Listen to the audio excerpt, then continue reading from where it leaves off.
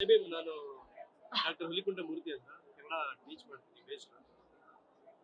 ಈಗ ಕನ್ನಡದಲ್ಲಿ ತುಂಬಾ ಮುಖ್ಯವಾಗಿರುವಂತ ಕಾಲಘಟ್ಟದಲ್ಲಿ ಇದೀವಿ ನಾವು. ಈಗಾಗಲೇ ನಿಮ್ಗೆಲ್ರಿಗೂ ಗೊತ್ತಿದೆ, ಕಾಟೇರ ಅಂತ ಒಂದು ಮೂವಿ ಕಥೆ ಬರೆದು ಕನ್ನಡದಲ್ಲಿ ಈ ನೆಲದ ಮಕ್ಕಳ ಕಥೆ ಹೇಳಿದಂತ ಜಡೇಶ್ ಅವರು ನಿರ್ದೇಶನ ಮಾಡಿರೋ ಸಿನಿಮಾ ಲ್ಯಾಂಡ್ ಲಾರ್ಡ್.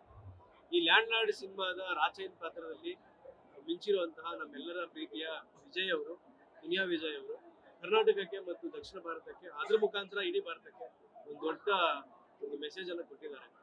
ಈ ನೆಲದ ಮಕ್ಕಳ ಕಥೆ ಹೇಳೋದಕ್ಕೆ ಕನ್ನಡ ಇಂಡಸ್ಟ್ರಿ ಹೆದರ್ಕೊಳ್ತಿದ್ದ ಸಂದರ್ಭದಲ್ಲಿ ಲ್ಯಾಂಡ್ ಲಾರ್ಡ್ ಅನ್ನೋ ಒಂದು ಸಿನಿಮಾ ಮಾಡಿ, ಭೂಮಿ ಇಲ್ಲದೆ ಇರೋವ್ರ ಬಗ್ಗೆ, ಭೂಮಿ ಇರೋರು ಏನ್ ಮಾಡ್ಬೇಕು, ಬೇರೆಯವ್ರು ಏನ್ ಮಾಡ್ಬೇಕು, ಈ ತರ ತಾರತಮ್ಯ ಎಲ್ಲಿಂದ ಹುಟ್ಟುತ್ತೆ, ಯಾವ ರೀತಿಯಲ್ಲಿ ತಾರತಮ್ಯನ ಹೋಗ್ಲಾಡಿಸಬಹುದು ಅನ್ನೋ ರೀತಿಯಲ್ಲಿ ಒಂದು ಸಂವಿಧಾನದ ಪರವಾಗಿರುವಂತಹ ಸಂವಿಧಾನ ಪದ್ಧತಿಯ ಒಂದು ಸಿನಿಮಾವನ್ನ ಮಾಡಿದ್ದಾರೆ.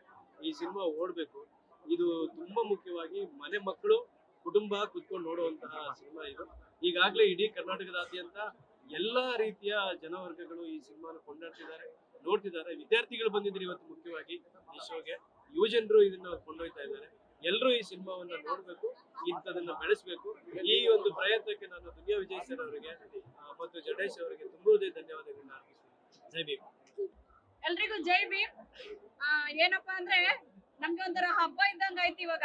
ಗಣರಾಜ್ಯೋತ್ಸವ ಜೊತೆಗೆ ಒಂದು ಹಬ್ಬ, ಸಾಂವಿಧಾನಿಕ ಹಬ್ಬ ಇದು. ನಮ್ಗೆ 21ನೇ ಶತಮಾನದಲ್ಲಿ ಒಂದು ಐತಿಹಾಸಿಕ ಚಿತ್ರಗಳನ್ನ ನಾವು ಕಂಡ್ವಿ ಒಂದು ಕನ್ನಡ ಚಿತ್ರರಂಗದಲ್ಲಿ. ಒಂದು ಕಾಟೇರ, ಮತ್ತೊಂದು ಲ್ಯಾಂಡ್ ಲಾರ್ಡ್. ನೋಡಿ, ಲ್ಯಾಂಡ್ ಲಾರ್ಡ್ ಇದು ಮೂವಿ ಅಲ್ಲ, ಇದು ಕೇವಲ ಒಂದು ಚಿತ್ರ ಅಲ್ಲ. ಇದು ದಲಿತರ, ಶೋಷಿತರ, ನೊಂದವರ ಅವರ ಒಂದು ಪ್ರತಿಬಿಂಬ.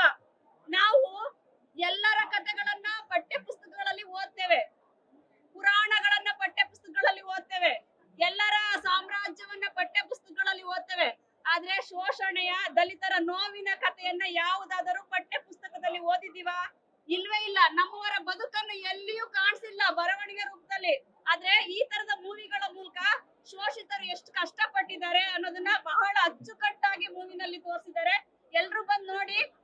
ಮತ್ತೆ ನೋಡಿ, ಅಂದವಾದ ಹೆಣ್ಮಕ್ಳನ್ನ ಊರ್ಬಸ್ವಿ ಮಾಡೋದು, ಅಥವಾ ಒಂದು ತುಂಡು ಭೂಮಿಗಾಗಿ ಎಷ್ಟು ಪರದಾಡ್ಬೇಕು ನನ್ನ ಜನ.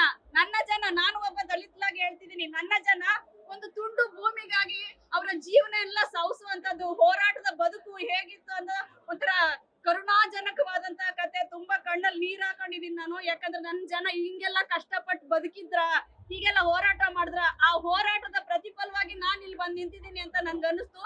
ತುಂಬಾ ಹೆಮ್ಮೆ ಇದೆ ಈ ಚಿತ್ರದ ಬಗ್ಗೆ.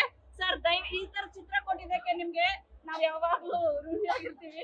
ಹಾಗೆ ಈ ಹೆಣ್ಮಗ್ಳಂತೂ ನಿಜಕ್ಕೂ, ಈ ಹೆಣ್ಮಗಳು ಒಂದು ಚಿತ್ರರಂಗದ ಒಂದು ಭವಿಷ್ಯ ಇದೆ ಈಕೆಗೆ. ಯಾಕಂದ್ರೆ ಜಿದ್ದಿಗೆ ಬಿದ್ದು ಚಿತ್ರ ಮಾಡ್ಬಿಟ್ಟಿದ್ದಾರೆ. ಎಷ್ಟ್ ಚೆನ್ನಾಗಿ ಆಕ್ಟ್ ಮಾಡಿದ್ದಾರೆ ಗೊತ್ತಾ? ಜಿದ್ದಿಗೆ ಬಿದ್ದು ನಟನೆ ಮಾಡಿದ್ದಾರೆ. ಆಲ್ ದ ಬೆಸ್ಟ್ ನಿಮ್ಗೆ. ಹಾಗೆ ನಮ್ಮ ನಿರ್ದೇಶಕರಾದಂತಹ ಸರ್, ಎಲ್ಲಿದ್ದು ಸರ್ ತಲೆನಲ್ಲಿ ಈ ತರದೊಂದು ಕತೆ? ಬಹಳ ಸೂಪರ್ ಸರ್, ಒಳ್ಳೇದಾಗ್ಲಿ ನಿಮ್ಗೆ. Thank you. ಜೈ ಭೀಮ್ ಎಲ್ಲರಿಗೂ. ಎಲ್ಲರಿಗೂ ಜೈ ಭೀಮ್, ಜೈ ಸಂವಿಧಾನ. ಇದು ಎಲ್ಲ ಒಂದು ವರ್ಗಗಳಿಗೆ ಮಾತ್ರ ಸೀಮಿತವಾಗಿಲ್ಲ, ಎಲ್ಲ ಹಿಂದುಳಿದ ವರ್ಗಗಳ ಜನರಿಗೆ ಇದು ಸೀಮಿತವಾಗಿದೆ. ಇಲ್ಲಿ ಬರ್ದಿರುವ ಕಥೆ ಆಗ್ಲಿ, ದುನಿಯಾ ವಿಜಯ್ ಸರ್ ಅವ್ರ ಮಗಳು ಹಾಗೂ ಇದರಲ್ಲಿ ಪಾತ್ರ ಮಾಡಿದ ಎಲ್ಲರಿಗೂ ತುಂಬಾ ಧನ್ಯವಾದಗಳು. ಹಾಗೂ